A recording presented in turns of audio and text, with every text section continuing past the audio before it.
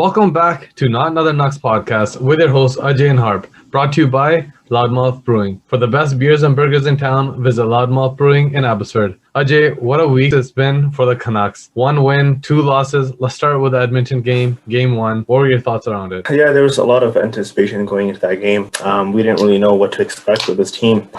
You got the drinks going already. Yeah, like everyone was pretty excited. And then game 1, I thought overall it was a good game. Like all the lines were clicking. We had secondary scoring. The defensive pairings were looking good. I thought the mood overall with the Canucks Nation, I think, was pretty positive after game 1. And everyone was like pretty amped up, especially with like Hoglander's debut and how great that was. Him scoring his first goal in his first game was pretty amazing. But man, after that though, like game 2 and 3. But before we get into that, what were your thoughts? What were like your kind of standouts in terms of highlights from game 1? Well, obviously the big one is Hoglander, right? Yeah. He came up like the biggest question was, is he ready to be in a top 6 role?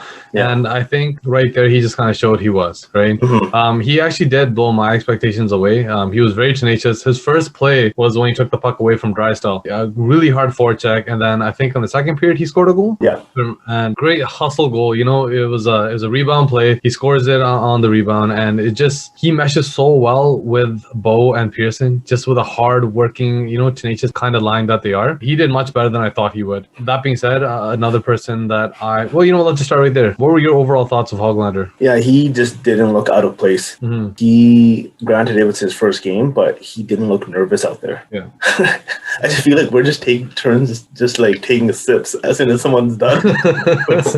Couldn't take a quick chug, but no, like I thought he didn't look nervous at all.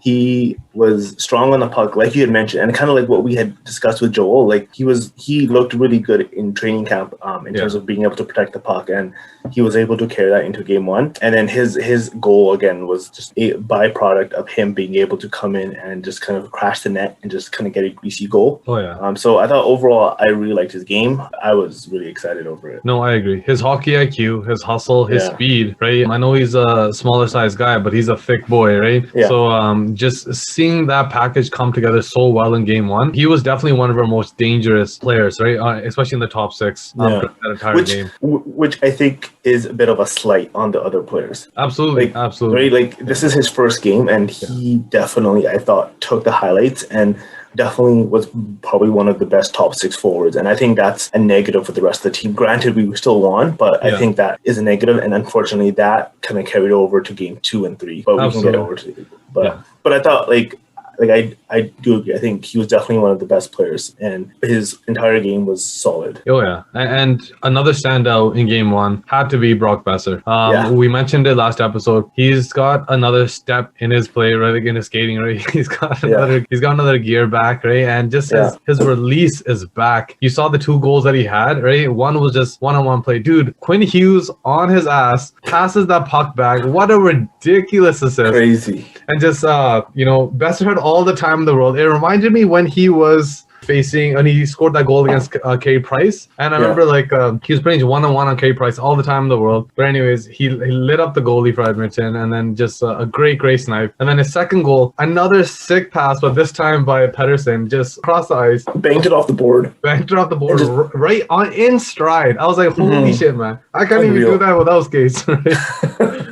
Yeah, no, like that was unreal. But that pass by Quinn Hughes, and unfortunately, it just didn't get enough play. Yeah. At least what I thought, across the country. Oh, yeah. But man, for him to have that awareness while he was sitting down to pass to Brock, unreal, man. Just unreal goal. And it was great to see Brock come back. Oh yeah.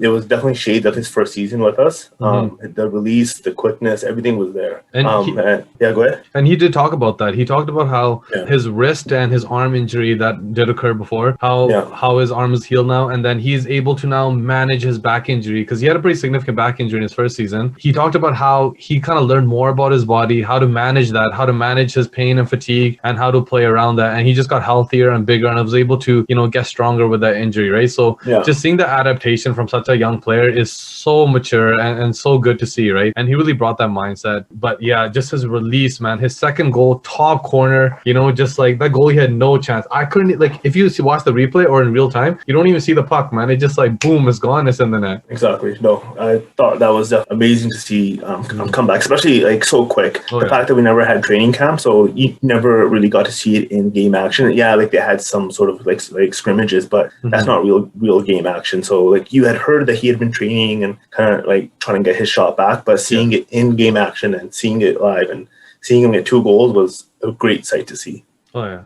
What about our new acquisitions, Holtby and Schmidt? We'll start with Holtby. How do you think he played? I thought he was solid. Yeah. Just a real calming presence in net. He was rarely out of position. Yeah.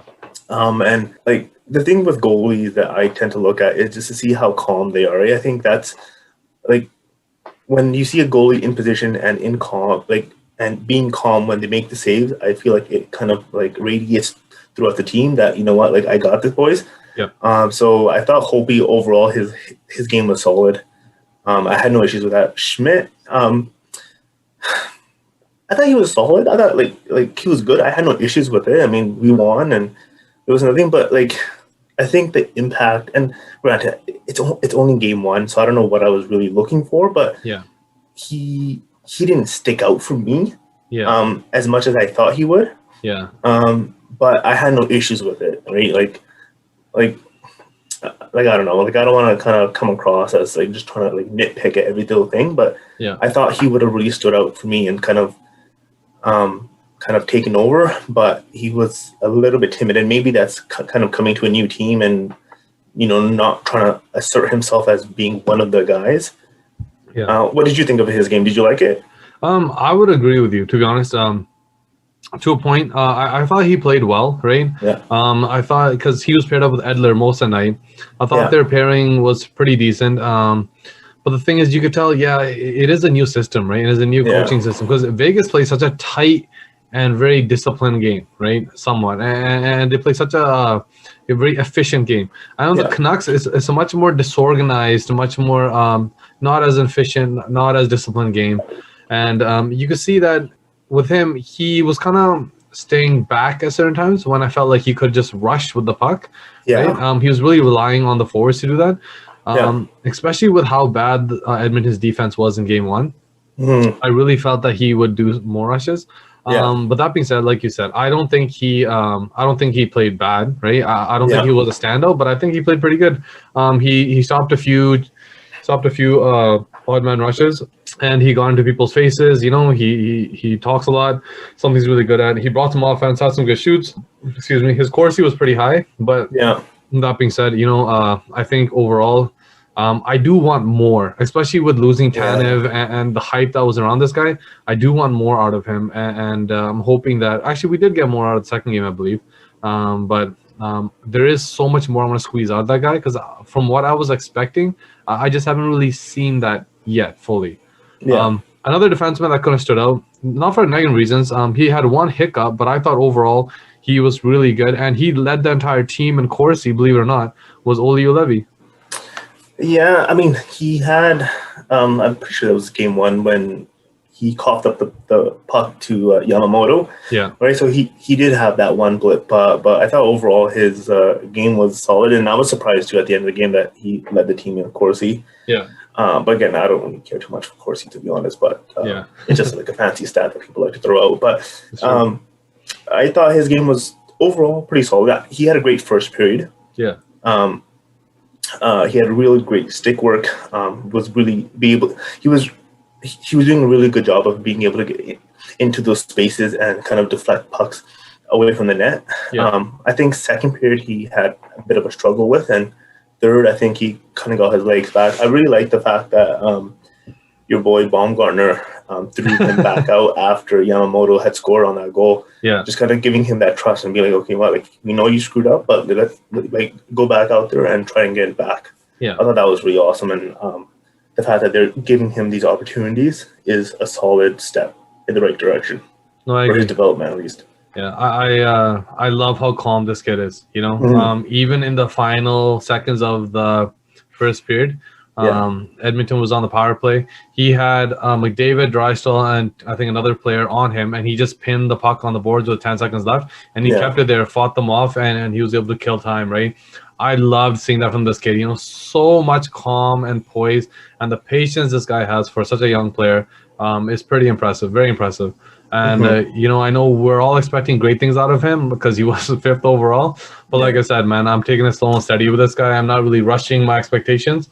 I thought overall, yeah, he had that one blip, like you mentioned, but overall, solid game. So, just a quick question for you: Where do you think the expectations are for him now? Like realistically, like I know when we drafted him, they were like sky high. Yeah. And as the years have gone by, I feel like the expectations have gone down now. So, where do you think the expectations are now for Canucks Nation to be happy with him as a player?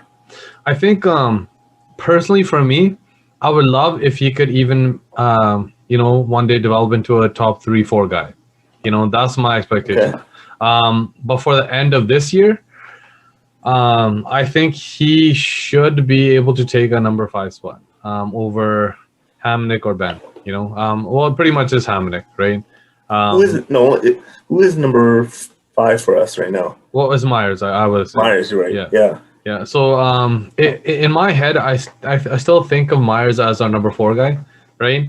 True. Yeah. And Hamonic, I think that being paired up with Ulevi, I know Hamonic is more defensive and he has a great right-handed shot, but I think just with the physical play he brings, I think that he would look really good on the 5th, 6th line. And even though he can eat a lot of minutes, and especially with all the penalties that we do take, he's a big penalty killer.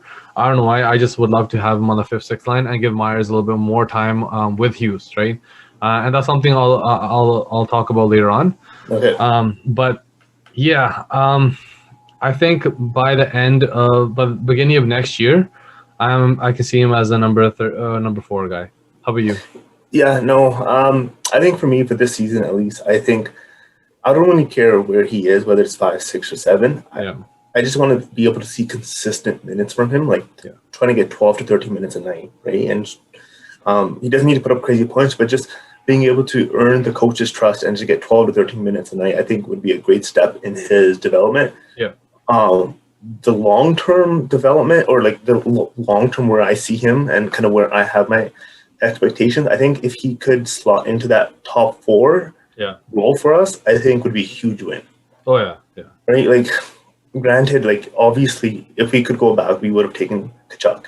Right, like there's no debating that. We all know we made a mistake, but now like what's done is done. Yeah. So I think if we can get a productive defenseman that could potentially project to be a top 4 defenseman for us long term, I think would still be a win. Yeah. So that's kind of where my expectations are. And I think like where I had him when we first drafted him was a top 2. Mm-hmm. We drafted him so high. Yeah. So now I've kind of got him one peg lower. And even if it's top 5, I think I'd be okay with that. Honest. At this point, expectations are pretty low for him, right? Yeah. I think, anything he does is just a plus, right? Exactly. Yeah. I know a year and a half ago, I wrote on Twitter, I think he's going to become a better defenseman than Chuck is a forward. And I had over 200 likes on there.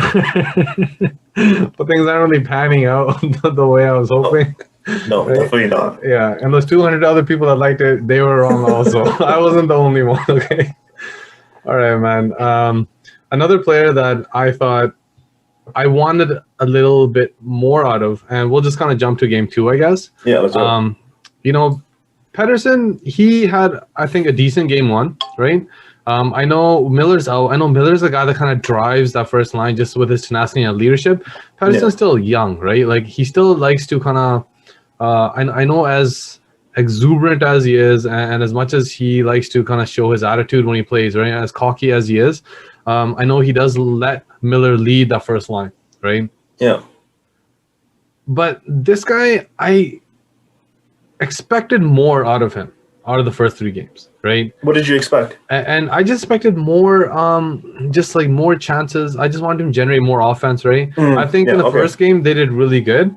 But I think in the second game, okay, we'll just jump to the second game, right? Yeah. Because I think we're pretty much done talking about the first game. Yeah. In the second game, there just wasn't much coming out of that line, I think Besser was waiting a lot, and PD was just kind of, he had the puck. There was a few chances, a few rushes that he had, but he just kept losing the puck, kept getting thrown around, kept falling, right? He wasn't really protecting himself the way we've seen him. His dangles weren't really working out. Kept getting caught and crushed against the boards. I don't know, man. Like, and in game 3, it was even worse. Yeah.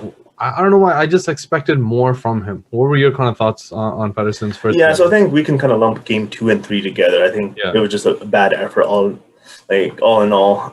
In terms of what I expected from PD, I don't know, man. Like, so game 2 was a back-to-back, and usually in any other season, back-to-backs, your team is probably not going to play well, especially if they won the first game, right? Like, teams tend to kind of like take it easy that second game, and I feel like the Canucks kind of fell into that trap where they were thinking it's just, okay, another back-to-back, whatever, like, we're not going to play well. We already know that. Like, let's just take this L and move on. But this season's different. Like, every game is so important, and they need to treat this like a mini playoff series. And I think they were saying the right things after game 2 and seeing how they came on game 3. It was like, okay, I guess you guys didn't really learn anything because they did not play well. And PD was definitely one of those players that just, I don't know, he just hasn't asserted himself yet into the season. Yeah. And I'm not sure if it's because of no training camp. He doesn't have Miller, doesn't like playing with Virtanen. But honestly, these are all excuses. Like, he needs to find his game, and if he wants to be that marquee player, that superstar, he needs to make the players that he plays with better. Right? Like, that's a mark of a MVP or like a superstar. Is no matter who you have, like, look at Crosby. No matter who he has on his wings, he turns them into stars, right? And so, like, I don't want to push the panic button on this quick, and because we're only 3 games into the season, right? Like, anything can happen. Yeah. So, but he does need to like not depend on other people and assert himself into games, and he needs to do it soon because. Granted, it's only 1 week into the season. There's only 56 games, right? Each game is so important. Yeah. So I am expecting more from him. He definitely doesn't have his legs into this season yet, but he needs to plan quick because the season is gonna come and go so fast. Okay, one thing I heard online was that a lot of his off-season kind of activities have distracted him into this season when it comes to his, his modeling and, his sponsorships and his video gaming stuff, right? Yeah. And a lot of people are starting to talk about that. I think it's just nonsense. I think just give this guy like a few more games. Yeah. Like, he is such a star player, such a good player. Like, I'm telling these people to just kind of calm down, relax, right, without swearing. And this guy is such an amazing player that just give him time. He, like you said, he needs the time to get his legs underneath him. The whole team is kind of not really performing, right? And I think as things start clicking, I think he's only going to get better and better. And we saw flashes of it in game 3, right? Where he had a few rushes where there was chances. He set up some really good plays, but then there was no finish. He had a really good chance in front of the net, but he whiffed on the puck, and then we shot it again. It just wasn't working. Shot it wide a few times. So, like you said, man, the rust is still there. There was no training camp, literally no training camp. They had a week to just kind of, oh, hey, what's up? I'm on your team now. Let's start, right? Yeah. But one player that I want to talk about that is getting a lot of flack, and it's someone we often give a lot of flack to, right? Yeah. And to be honest, man, like, right now I'm just putting it up to rust. I'm hoping things get better.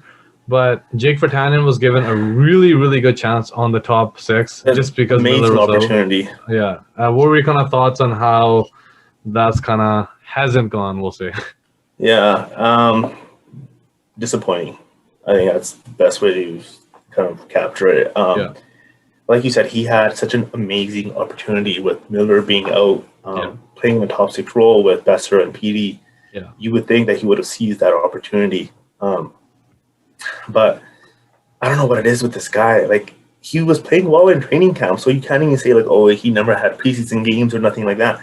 He was playing well during during training camp. He was skating well, so you would think that would have carried on into the season, but I don't know, man. This guy's so frustrating. Like, the fact that we re-signed him, gave him another opportunity. He got a top 6 role. I don't know what it is. I just don't know. Like, no, I agree. Not to cut you off. Go ahead. No, go ahead. In the first game, I thought the first period he was paired up with, I think, PD and Bo. Oh no, PD and Besser. I don't want to go make that mistake again. But I think in the first period he was just kind of starting to get his legs. But I thought in the second and third period he played not bad. I thought that line was kind of clicking. Besser was able to score 2 goals. Things were happening. But then after that, it was just like nothing, and game 2, especially game 3, he just kept getting demoted again and again and again. Yeah. But what do you do with this guy? Like, if he's not playing in the top 6 role, which I don't see him right now, especially with Miller coming back, thank God he's back. Yeah. But with him being back, where do you put him? Because the third line. So let's just talk about the third line. In the first 3 games with Gaudette in the middle, Roussel, and McEwen. Yeah. How do you think that line has been playing? Because for me, McEwen has been a no-show. I was just gonna say that. No hits that stood out. The only hits that I saw in game 3 were by Virtanen, right? Yeah. Gaudette had the really good goal in the first game, but after that, he's been kind of up and down. Like, I'm not really seeing Roussel, man. Like, what is this guy doing? Like, we pay him so much money. He was supposed to be such a Lapierre type style shit starter, kind of getting people's faces, but I'm not seeing much from him. But yeah, going back to your question, nothing from this guy, man. Nothing from Big Mac, and I expected more. I wanted more urgency out of the guy, and it just, the whole team just seems dull.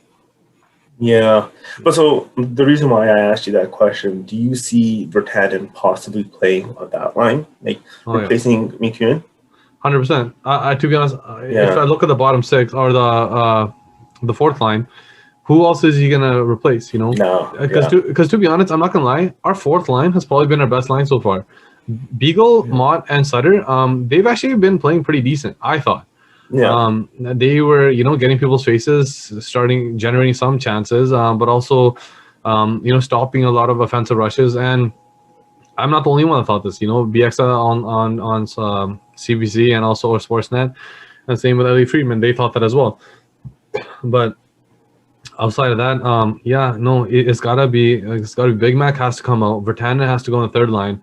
And then, I think that's the only place he can go. Other than that, he's not really a shutdown guy. He's like a decent, somewhat decent checker, I'd say. But I'm kind of starting to give up on this guy, man. Yeah. So I mean, that's kind of where I see him plugging, because top 6 with Miller coming in, I think, is set. But anyways, we'll see what happens. And hopefully he finds his legs, because he did score 18 goals for us last year. And we did sign him to another contract, almost, was it $3 million? It was 2 point something, right? Yeah. And I know a lot of people have been clamoring, we could have given that money to Toffoli with the buyout of Sutter. Yes, that would have worked. And yes, we would have had a legit top 6. But I do also understand from the Canucks' perspective, with Hoglander coming in, Colson potentially coming in April. That's another top 6 forward that could potentially play in the top 6 and save you lots of money. And then if we had bought out Sutter, that would have added to the cap next season when we have to sign Petey and Hughes. So while that sounds great, I feel like that wasn't really a realistic option. I think I understand why they signed Virtanen at a cheaper price than Toffoli, so let's just throw that one out. But you just hope that Virtanen's able to find his game soon, because we need him. Yeah, no, I agree. He's just in the playoffs. He wasn't really a show so far. He hasn't, but like I said, I'll give him the benefit of the doubt. If I can give P the benefit of the doubt, I'll give him the benefit of the doubt. It's only 3 games into the season, a lot of time left. Tons of time. Yeah, and especially with the first game, how well it went. I still think that we give away too many chances to McDavid. I don't know, the second game, he just took over and he buried all those chances. But I'm looking at tomorrow's game. I think it's a 6:00 start, right, against Calgary. Yeah. I am so excited the fact that Miller is back, dude. Dude, that's huge. So first of all, let's get into that. When news broke out that he couldn't play because of COVID, I think it was Matt Seekers, Matt Seekers from TSM. Matt Sekeres reported that he'd be out a few weeks, and like usual, he was wrong on that front. So he only had to miss 3 games, which is, again, a massive bonus. You didn't really see that coming, and I think he's much needed in our top 6. He definitely gets the lotto line going, and especially during watching them play in training camp, they just had such great chemistry. And just kind of going back to Virtanen, I do wonder with him though. I think he does fit better on the third line. I feel like a player like that, like he's always had one of his biggest criticisms is his hockey IQ is just not there. Yeah. Right. And so when you're playing with other players that have a really high IQ, I feel like he looks lost out there. But playing with like Gaudette and Roussel, I feel like would fit his game more. So that's why I think him playing on the third line is actually a better fit for him. And then, getting Miller back, I think, is going to be huge, especially for the power play. Yeah. Power play has definitely had their chances, but they just haven't been able to finish. So getting him back, and I've also seen Schmidt practicing on power play 1 with Hughes, which will be pretty interesting to see them together. But no, tomorrow's game is important to get this thing kind of back on track, because I think one more loss and I think we'll start seeing some big changes. Because like I said, like there's only so many games this season. Right, so you got to start putting some wins together. Yeah, if we can win tomorrow's game, then we went 50-50 on the road trip. I think that's huge, right? I think going 50-50 on the road trip is still pretty decent, equating it to like if a regular season, right? Just to kind of comment on Virtanen one more time, you make a really good point. His hockey IQ isn't there, right? And and one thing I really like about him is just that his ability to chase the play, right? Unfortunately, that's kind of one of his best assets. And like you said, when he's with other players that have really good hockey IQ, he does look lost out there. It's hard he doesn't really know what he's doing, where he's going to go. He's always out of position, right? But when he is playing in a line, like you said, with Roussel and Gaudette, all he has to do is just chase and just beat people up, right? And then it's get a much more simple rush. game for him. Exactly, yeah. So I think mentally he's able to just establish his game better there, and I think he could thrive there, right? He's definitely not meant for the top 6, right? But like you said, Miller is back.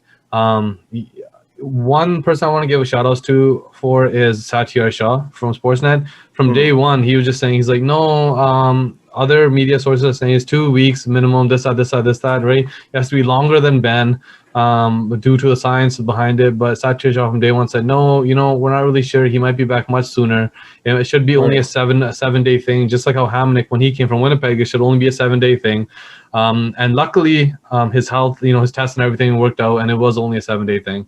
So that being said, I am really happy to see Miller back. He immediately stabilizes the top line. Immediately, because PD and Bester, they look lost out there, and they need someone, because the amount of pressure and attention PD's line is getting now is far higher than any of the first 2 years that he played. Like every line is focusing on PD and Bester when they're out there.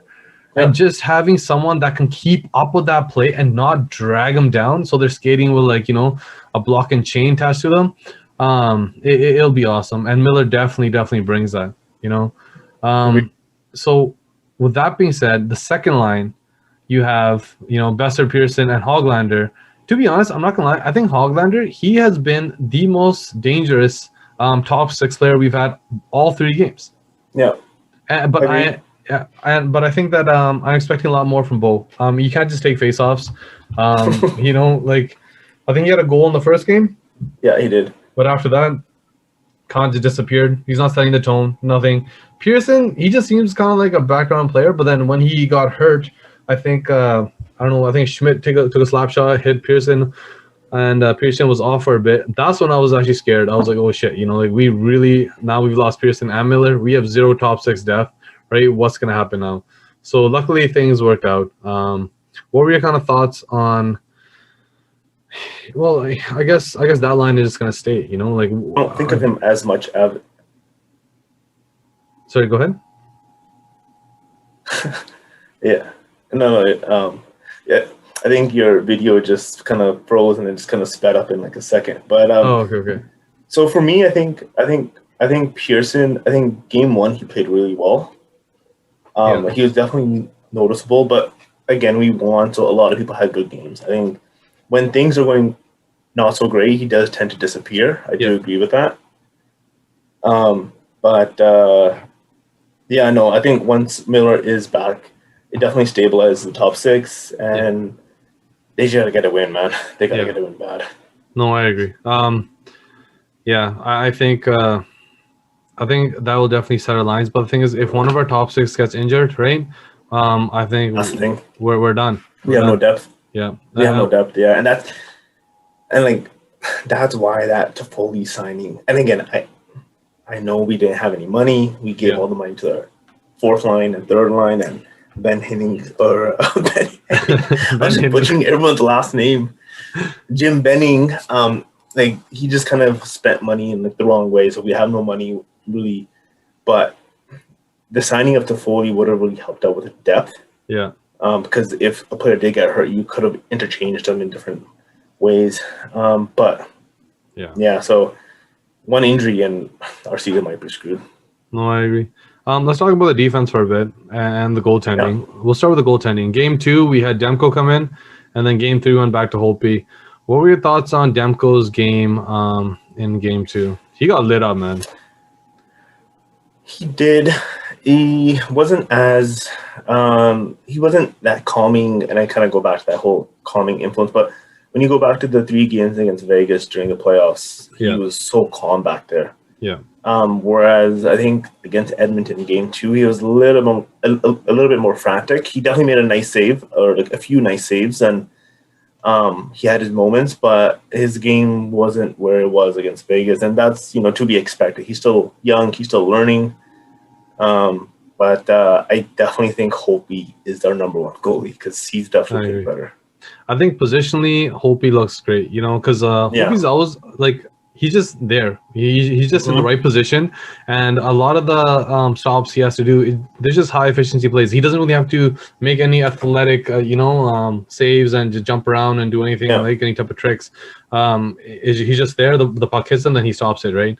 Yeah. But that being said, I think in Game 2, the team looks so dead, so tired, and you had people like McJesus just feast on everyone, right? Like the gap control was non-existent, the defense was non-existent between the forwards and the defense, and he had grade A chances, like all alone in front of Demko, and he got a hat trick, and it just.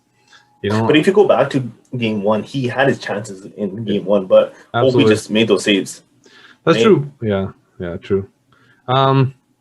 Game 3, I think Holtby played pretty good as well, right? Positionally. But the thing is, the power plays, man. The power play is a penalty kill. That's where the Canucks are struggling so much right now. They can't get a power play goal, and they can't kill off a penalty, right? Yeah. Do we still have that coach? That was our power play coach? Newell, something, but we still have him. Okay. I think this is his 2nd year now. Yeah. It's just, I don't know. I've never really liked him. He had his success during the 2011 run, and but our team was so stacked then, and his system is very predictable. Very predictable. Right, like every time they get the puck, they're gonna do the same ass drop pass. Right, like it's a very predictable system, especially like. We have young guns. Like you would like to see him be a bit more creative. Yeah. Yeah. Like, what does Green get paid to do? He has all these people that do everything for him, And to be honest, and the team is still so dysfunctional. Like going back to last season, as great as they did, no discipline, and their gap control and their defense just kind of collapses on itself at the wrong time. Yeah. And that's a trend that I've seen for a while throughout Green's tenure. And you hear the rumors that, okay, his season is, his year is coming to an end. His contract is coming to an end. Yeah. Does the team want him, or do they want to sign someone else, right, in the mix, right? So what do you think? Like, would you sign him? Well, I mean, it depends who's out there, right? Like, Gallant. No, dude, if Gallant's out there, man. He is out there. He's free agent. That's true.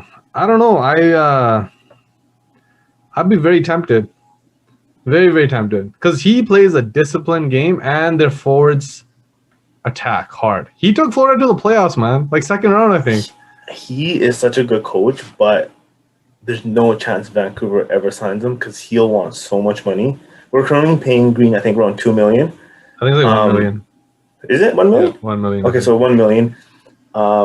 I'm assuming he probably wants 2.5, whereas Gallant will probably want close to 5 or like 6 mil, which is at the top, like the top range of all coaches. Yeah. And with Aquilini's business, like the restaurants aren't really doing much, so he's got no cash. Yeah. So there's no way that we're getting him, but I think he'd be a great coach. But we're not starting the Fire Green chant, Yeah. people just calm down. We're not trying to spread that. We're just talking hypotheticals. I agree with Hart. His systems can be a bit predictable. What exactly he does, we don't know. He has a lot of specialists for everything. He's still very green. But I do think he's a good coach. I don't want to get it kind of twisted. I do think he's a good coach. I think we should re-sign him. I think we should fire Baumgartner. Yeah, 100%. But no, I think Green's fine. I hate Baumgartner. You know, and just a blanket statement. And you know what it is, man. Like it's not even just unjustified. Like this is true, passionate, justified hate I have for this guy.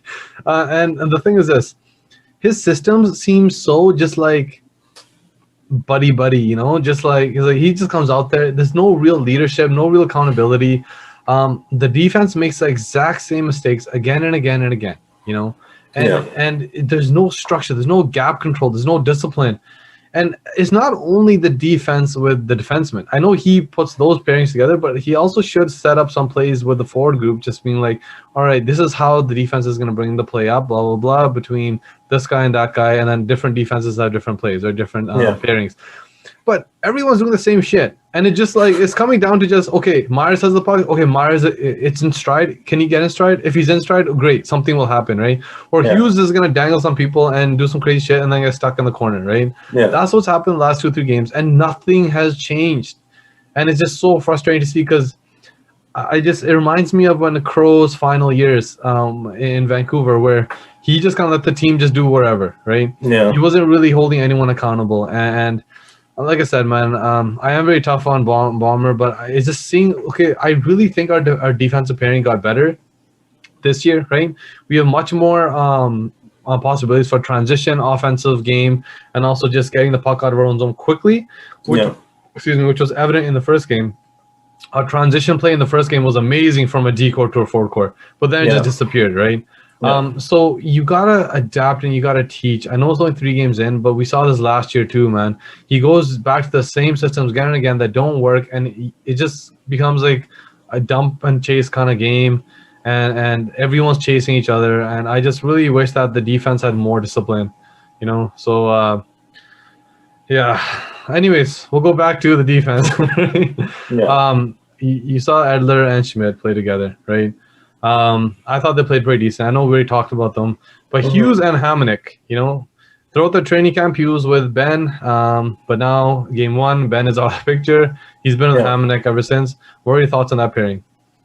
I don't know. They're okay. I think Hamonic, he hasn't been horrible, but I think he's still kind of getting his feet under him. Yeah. He had no training camp, right? He basically joined the team game 1, so I don't know what shape he's in. He's looked fine. I haven't really had issues with him, but I don't know. I think when you talk about every player, I think basically the consensus is just the team overall is just not playing great. Yeah. I think the pairing has had flashes of playing well. I think Hughes is still Hughes, right? But just on a whole, I just feel a bit. I don't know. The team just needs to kind of play how they played in Edmonton in the bubble, where they were really kind of playing as one. Yeah. I don't know. Like, do you have any kind of thoughts on that pairing? Well, I was first excited when we signed him because I know he got signed after our last episode, but he signed for 1.2, which is a really good deal, right? Still, much smaller deal than other people thought he would get. I think, like you said, he played okay, and to be honest, we're just everyone's just been okay. You know, even Hughes hasn't been Hughes. Pedersen hasn't been, you know, like the Pedersen that we expect. Same with Besser hasn't been the Besser that we expect. That being said, I don't think he's played bad. I expect him to get more physical as the games go on. His defensive play has been okay. He got walked a few times by McJesus, and he got walked a few times in the Calgary game as well. I'm hoping that's something he clears up and starts using his body a little bit more, because Hughes is definitely not going to use his body. But one pairing I did like to see was in Game 3 when Hughes, they put him back with Myers, right? And they were able to pass each other the puck in stride. I know Myers had that one play where he was, I think it was a 2-on-1, and he dove and he missed, and after someone made a meme about that, right? Yeah. But the thing is, after that, I think Myers actually played really good. He was really solid, yeah. He was skating the puck up. He was deking, making plays, getting pucks on net, and setting up plays. And that's kind of the Myers that we want, right? Yeah. To have that freedom. To be honest, I think Myers with Hamonic is actually a better pairing because with Ulevi, I can see Myers being a little bit hesitant to do what he wants to do, right? Yeah. But with Hughes or Hamonic, he kind of has that defensive kind of more reliability, and he has someone that can kind of keep up with the play. So then who would you play with Hughes?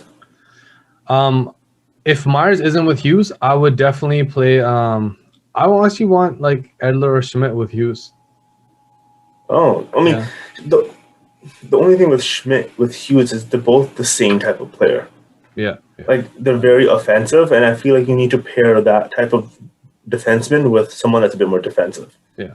And so I feel like if you were to put Hughes with Schmidt, you kind of have that issue. But then if you put Hughes with Edler, then who does Schmidt play with? Ulevi.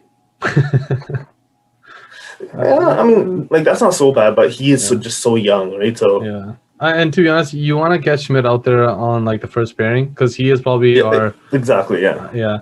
And to be honest, like I'm not gonna lie, I just kind of said whoever came to my head. Like I didn't really think that far advance. It's probably you never said Bo. Yeah, yeah, more as defenseman now. But yeah, you know what? Like our defense just looks kind of like a cluster. You know, like it just looks kind of so disorganized right now, and we gotta fix it up. We gotta get something sorted. And we this is where we are kind of missing Tanev, right? Tanev was such a voice in our defensive side apparently, and he really led that whole defensive kind of pairings, and he was a big leader in the room, especially for the decor. Right now, I mean, Edler is not really a vocal guy. Hughes is too young. I think Schmidt is too funny to be the leader, right? That's kind of like I'm just wondering now, is it gonna be Myers, right? Like I don't know if anyone really looks up to Myers in that way, right? So and so it's one of those things where I'm kind of hoping that the decor isn't left behind. I'm hoping Schmidt can kind of take that role, be able to kind of relate with everyone. But Tanner really showed in Game 3 how many shots he actually can block, right? Yeah. I think in the first period they blocked 10 of our shots, and 6 alone were just by Tanev, and that's where you kind of missed that defensive presence and that leadership. But that being said, I still do think our decor is better this year. I think Schmidt overall, when he kind of gets his stride and gets used to playing with the Canucks and everything, I think he's going to be awesome to play with. Yeah, no, I mean, I do agree. I think Tanev is a big loss. And when he is healthy, he's a really good defenseman. But I don't really miss him as much, especially at that contract. I think Calgary can have him. Yeah. That contract's crazy. But yeah, just kind of to like summarize it, like it is only week 1. We've only played 3 games. There's still 53 games to go. Still a long season, as condensed as it is. So I think Canucks Nation just needs to take a bit of a breath. Yeah. You know, like we'll be fine. But you do want to start seeing some improvements in terms of the top 6 and how the defensive pairings look. And I'm hoping this week we do start seeing, especially with Miller coming back. Yeah. So this week we've got Calgary tomorrow, and then we've got our home stand with Montreal, I think. Yeah. So this slate of games, what are you hoping to see out of the team? Are you just looking to see them just being able to play better and just kind of put in a more complete 60 minutes? Or is there something in particular that you're looking for this week?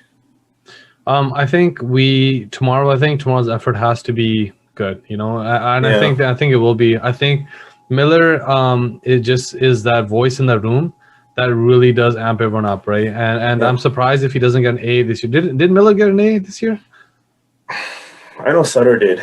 Yeah. And Edler. I think they might have just gone with the same ones, but I can't remember now. I think you should take that away from Sutter and give it to Miller immediately, like yesterday. But I think just with having Miller back in the lineup, that solidifies all the other lines and also gets the top six going, especially Petey's line, gets them going. They finally have someone that can play at their level. I think against Montreal's a pretty deep team. You know, they've actually done pretty well in the starting bit in the. Like with the few games that they have had. But that being said, I think that we still are the better team. I think they have more overall a balanced team, but I think we have star players that can actually make more of a difference, right? And if we can get a few past Carey Price and our defense can kind of stabilize a bit, I think the game is ours. And I want to light up Toffoli. I want Hoglander to hit Toffoli and just light him up. I know that's like a 3-foot difference, right? But I don't care. I want Hoglander to just like get it done and just score like a hat trick, and just every game I want Hoglander to score a hat trick against whenever we play Montreal. That's what I want, and that's what I'm expecting to happen. So just kind of closing out, the first week of kind of slate of games have kind of finished. Have there been any, like, so you did just mention Montreal. I do agree. I think they've looked pretty good so far in the Canadian division.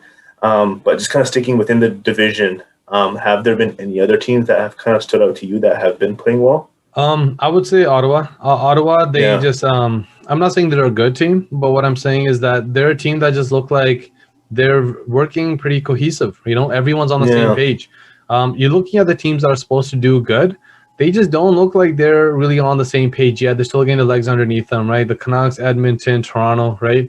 But you have the other teams that are kind of, you know, I don't know if they got to train together, what the system is, but they just look to be like really well coached or just on the same page right away. But besides Montreal and Ottawa, those are teams that I actually expect to dip also, though, right? And Winnipeg's looked pretty decent, not bad, but you know they have a lot of issues right now with their lineup. I think those are the top two teams. How about you? For me, it's been Montreal. I would definitely agree with Montreal. I think they've looked probably the best out of all the Canadian teams. They've just kind of played with the most kind of cohesion. I was surprised how quick like players like Josh Anderson have kind of asserted themselves into the lineup and been able to kind of put up points. I thought that because they changed up their team so much that they would have more of a chemistry issue. But I think their younger guys like Nick Suzuki have really stepped up. I think that's a trade that Vegas is going to regret many years down the road. I think Suzuki is going to be a star player in this league. I agree.